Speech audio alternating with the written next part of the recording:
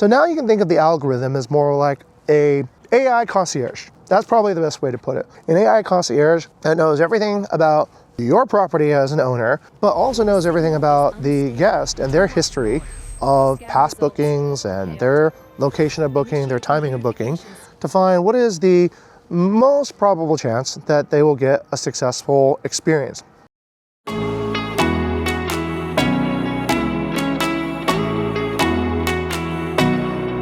Okay, so what's the problem with the way that we see marketing and the way we understand about AI today? I think one of the leading issues that I've been discovering is that, well, not a lot of people know what they're talking about when it comes to online marketing. And even fewer people really know what they're talking about when it comes to understanding the algorithms and gain practical business results from algorithms. So I hope to give you, as an investor, the tools to be able to have these knowledge. So let's go into the first concept, which is the idea of an algorithm.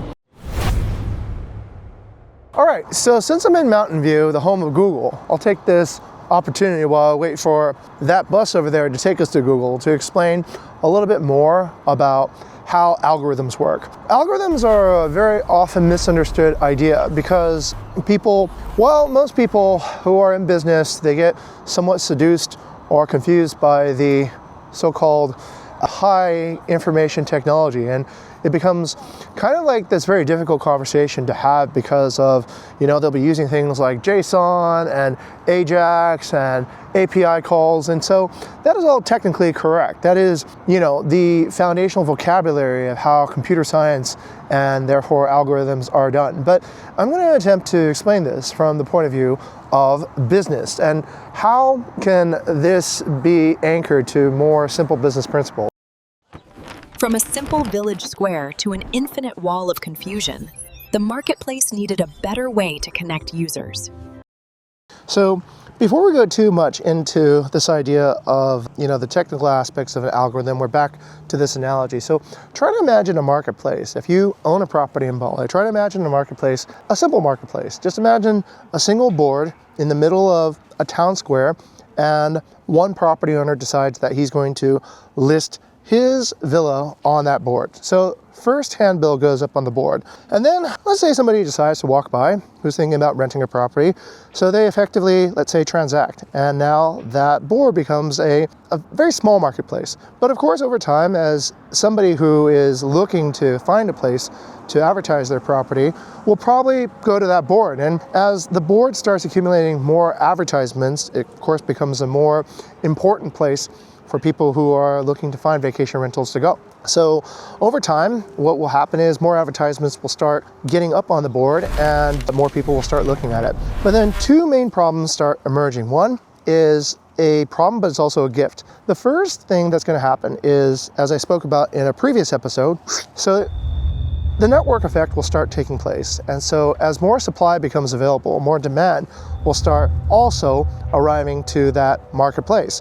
Now, the problem is that as the network effect starts accumulating speed, it gets faster and faster and faster, and there becomes you have too much information. As the marketplace gets bigger and bigger and bigger, it becomes harder and harder to find what exactly you're looking for.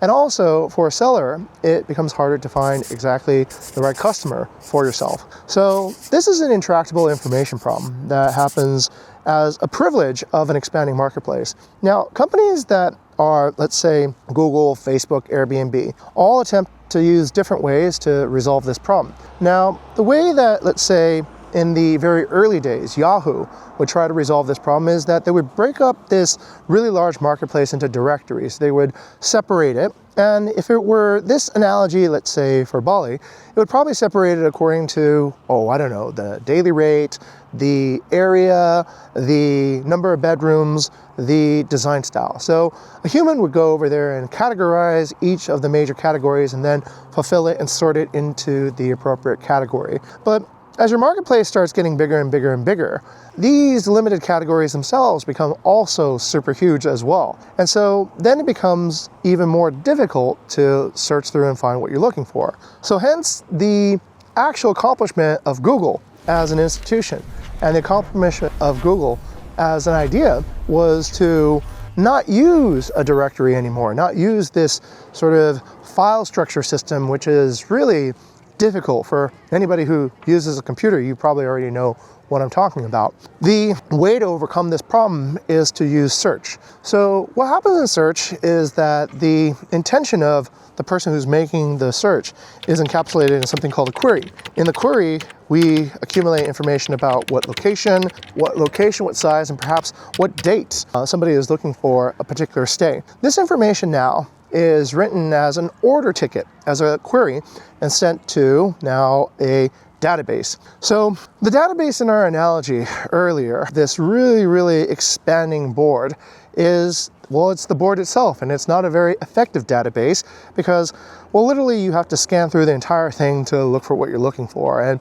But when you have an algorithm, when you have a good search algorithm, it can look for, well, precisely the right type of options in order to present to you. So I would say the magic of Google and what runs Google and Facebook and Airbnb is really this process, this algorithm. This algorithm is going through all the different listings that have been put up on this board and it's looking for what is the best fit. What is the best fit for the user that is coming to visit the site, coming to visit this marketplace. So once it's identified the correct listing, it also is able to capture now more information. Yes, it's able to capture more information about the user, when they searched, how they searched, how often they searched. All these files are then logged into also another database to describe the user. These databases about the supply and the databases about the user eventually become so powerful that magic starts happening, and this is where the AI part comes in. The magic that starts happening is when you have all this data on both sides of the market, you can start making very successful predictions before the person even knows what they want. You can start anticipating delight. So most booking platforms that understand this are looking for that opportunity. They're looking for how to find a successful match. On a platform like Airbnb, what they're looking for is a 5-star review. So the results that you're seeing in front of you are basically the best predictions that Airbnb can have that tell you, well, you're most likely going to really like this. So now you can think of the algorithm as more like a AI concierge. That's probably the best way to put it. An AI concierge that knows everything about your property as an owner, but also knows everything about the guest and their history of past bookings and their location of booking, their timing of booking, to find what is the most probable chance that they will get a successful experience. And so more successful experience, more 5-star experiences then drive what is continuing the network effect and allowing continued use of that marketplace. So now that marketplace has achieved the best of all worlds. It is gigantic, it is diverse, it has many options, and it is personalized too, where every person who is using it will find something that's just right for them, no matter what the size. And so now size does not count against your best interest, size actually counts towards your best interest. Hopefully that explanation makes sense, and it does give a little bit more insight